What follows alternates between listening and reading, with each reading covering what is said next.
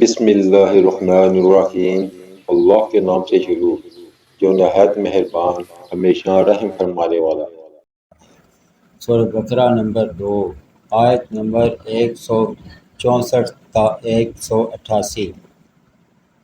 اردو ترجمہ عرفان القرآن۔ بے شک آسمانوں اور زمین کی تخلیق میں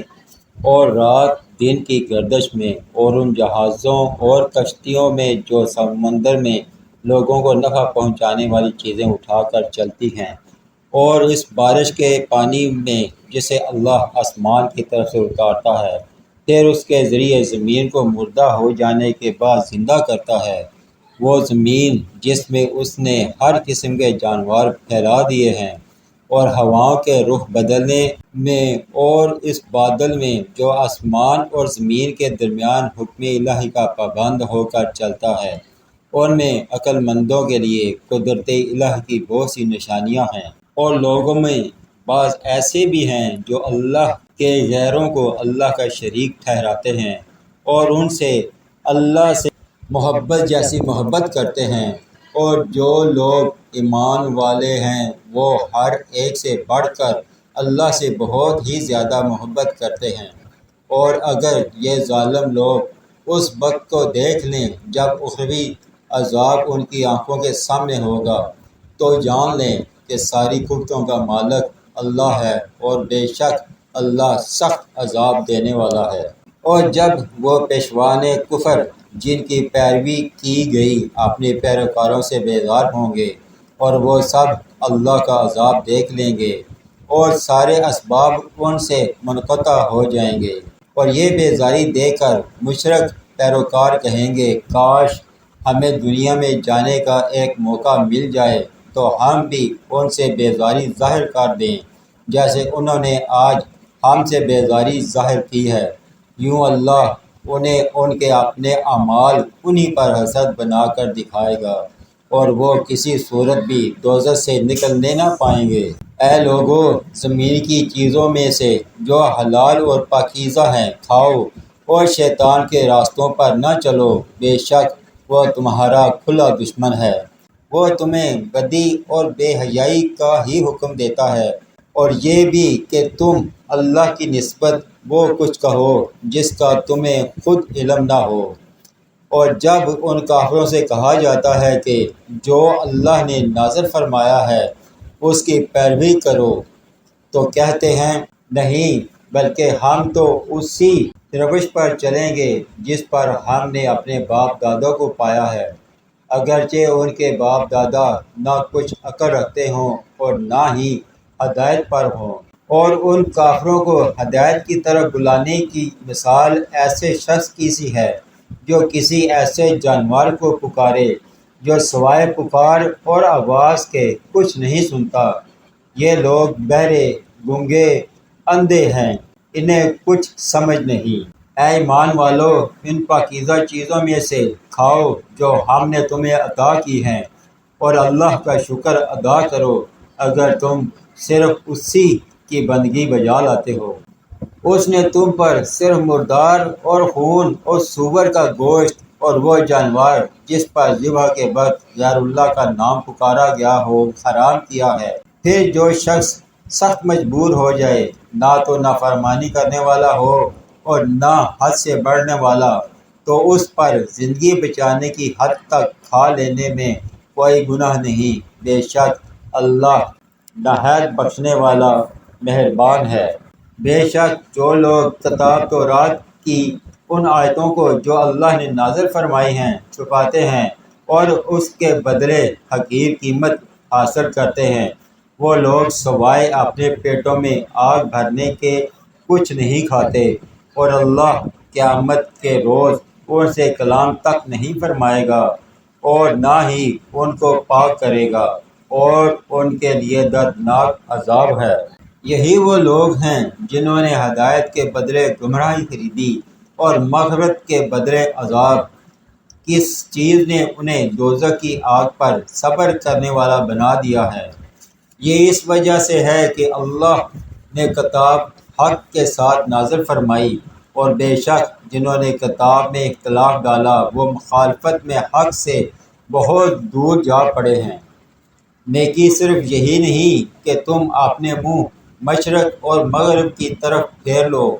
بلکہ اصل نیکی تو یہ ہے کہ کوئی شخص اللہ پر اور قیامت کے دن پر اور فرشتوں پر اور اللہ کی کتاب پر اور پیغمبروں پر ایمان لائے اور اللہ کی محبت میں اپنا مال قرابت داروں پر اور یتیموں پر اور محتاجوں پر اور مسافروں پر اور مانگنے والوں پر اور غلاموں کی گردنوں کو آزاد کرانے میں خرچ کرے اور نماز قائم کرے اور زکوٰۃ دے، اور جب کوئی وعدہ کریں تو اپنا وعدہ پورا کرنے والے ہوں، اور سختی تنگ دستی میں اور مصیبت بیماری میں اور جنگ کی شدت جہاد کے وقت صبر کرنے والے ہوں، یہی لوگ سچے ہیں اور یہی پرہیزگار ہیں۔ اے ایمان والو،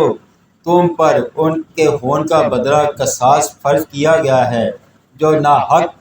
قتل کیے جائیں، آزاد کے بدلے آزاد اور غلام کے بدلے غلام اور عورت کے بدلے عورت۔ پھر اگر اس کو یعنی قاتل کو اس کے بھائی یعنی مقتول کے وارث کی طرف سے کچھ یعنی قصاص معاف کر دیا جائے تو چاہیے کہ بھلے دستور کے موافق پیروی کی جائے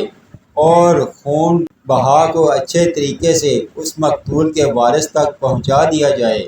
یہ تمہارے رب کی طرف سے رعایت اور مہربانی ہے۔ پس جو کوئی اس کے بعد زیادتی کرے تو اس کے لیے دردناک عذاب ہے، اور تمہارے لیے قصاص یعنی خون کا بدلہ لینے میں ہی زندگی کی ضمانت ہے، اے عقل مند لوگو، تاکہ تم خونریزی اور بربادی سے بچو۔ تم پر فرض کیا جاتا ہے کہ جب تم میں سے کسی کی موت قریب آ پہنچے، اگر اس نے کچھ مال چھوڑا ہو تو اپنے والدین اور قریبی رشتہ داروں کے حق میں بھلے طریقے سے وصیت کرے، یہ پرہیزگاروں پر لازم ہے۔ پھر جس شخص نے اس وصیت کو سننے کے بعد اسے بدل دیا تو اس کا گناہ انہی بدلنے والوں پر ہے، بے شک اللہ بڑا سننے والا خوب جاننے والا ہے۔ بس اگر کسی شخص کو وصیت کرنے والے سے کسی کی طرفداری یا کسی کے حق میں زیادتی کا اندیشہ ہو، پھر وہ ان کے درمیان صلح کرا دے تو اس پر کوئی گناہ نہیں، بے شک اللہ نہایت بخشنے والا مہربان ہے۔ اے ایمان والو، تم پر اسی طرح روزے فرض کیے گئے ہیں جیسے تم سے پہلے لوگوں پر فرض کیے گئے تھے، تاکہ تم پرہیزگار بن جاؤ۔ یہ گنتی کے چند دن ہیں، بس اگر تم میں سے کوئی بیمار ہو یا سفر پر ہو تو دوسرے دنوں کے روزوں سے گنتی پوری کر لے، اور جنہیں اس کی طاقت نہ ہو ان کے ذمے ایک مسکین کے کھانے کا بدلہ ہے۔ پھر جو کوئی اپنی خوشی سے زیادہ نیکی کرے تو وہ اس کے لیے بہتر ہے، اور تمہارا روزہ رکھ لینا تمہارے لیے بہتر ہے اگر تمہیں سمجھ ہو۔ رمضان کا مہینہ وہ ہے جس میں قرآن اتارا گیا ہے، جو لوگوں کے لیے ہدایت ہے اور جس میں رہنمائی کرنے والی اور حق و باطل میں امتیاز کرنے والی واضح نشانیاں ہیں۔ پس تم میں سے جو کوئی اس مہینے کو پا لے تو وہ اس کے روزے ضرور رکھے، اور جو کوئی بیمار ہو یا سفر پر ہو تو دوسرے دنوں کے روزوں سے گنتی پوری کر لے۔ اللہ تمہارے حق میں آسانی چاہتا ہے اور تمہارے لیے دشواری نہیں چاہتا، اور اس لیے کہ تم گنتی پوری کر سکو، اور اس لیے کہ اس نے تمہیں جو ہدایت فرمائی ہے اس پر اس کی بڑائی بیان کرو، اور اس لیے کہ تم شکر گزار بن جاؤ۔ اور اے حبیب، جب میرے بندے آپ سے میری نسبت سوال کریں تو بتا دیا کریں کہ میں نزدیک ہوں، میں پکارنے والے کی پکار کا جواب دیتا ہوں جب بھی وہ مجھے پکارتا ہے۔ بس انہیں چاہیے کہ میری فرما برداری اختیار کریں اور مجھ پر پختہ یقین رکھیں تاکہ وہ راہ مراد پا جائیں۔ تمہارے لیے روزوں کی راتوں میں اپنی بیویوں کے پاس جانا حلال کر دیا گیا ہے، وہ تمہاری پوشاک ہیں اور تم ان کی پوشاک ہو۔ اللہ کو معلوم ہے کہ تم اپنے حق میں خیانت کرتے تھے، سو اس نے تمہارے حال پر رحم کیا اور تمہیں معاف فرما دیا۔ پس اب روزوں کی راتوں میں بے شک ان سے مباشرت کیا کرو، اور جو اللہ نے تمہارے لیے لکھ دیا ہے چاہا کرو، اور کھاتے پیتے رہا کرو، یہاں تک کہ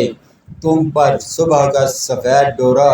رات کے سیاہ ڈورے سے الگ ہو کر نمایاں ہو جائے۔ پھر روزہ رات کی آمد تک پورا کرو، اور عورتوں سے اس دوران شب باشی نہ کیا کرو جب تم مسجدوں میں اعتکاف بیٹھے ہو۔ یہ اللہ کی قائم کردہ حدیں ہیں، بس ان کے توڑنے کے نزدیک نہ جاؤ۔ اسی طرح اللہ لوگوں کے لیے اپنی آیتیں کھول کر بیان فرماتا ہے تاکہ وہ پرہیزگاری اختیار کریں۔ اور تم ایک دوسرے کے مال آپس میں ناحق نہ کھایا کرو، اور نہ مال کو بطور رشوت حاکموں تک پہنچایا کرو کہ یوں لوگوں کے مال کا کچھ حصہ تم بھی ناجائز طریقے سے کھا سکو، حالانکہ تمہارے علم میں ہو کہ یہ گناہ ہے۔